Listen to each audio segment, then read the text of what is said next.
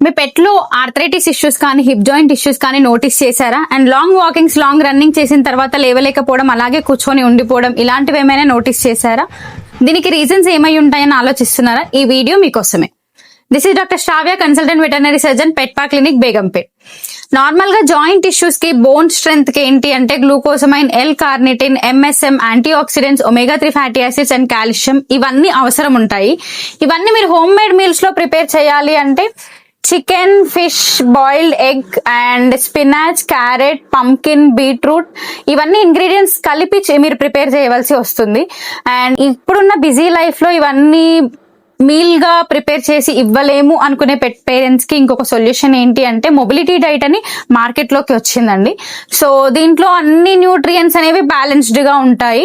And ఈ mobility diet use చేయడం వల్ల ఏంటి అంటే వాటికి bone strength and joint strength వస్తుంది. అండ్ ఏంటి అంటే పెట్ కి చాలా కంఫర్ట్ ని ఇస్తుంది.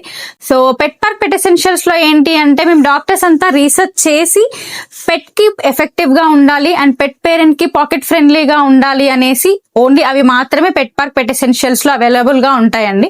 ఈ మొబిలిటీ డైట్ గురించి కానీ ఇంకా దాని గురించి ఇంకేదైనా తెలుసుకోవాలనుకుంటే మీరు మాకు మెసేజ్ చేయొచ్చు. And you can call us 9059185054.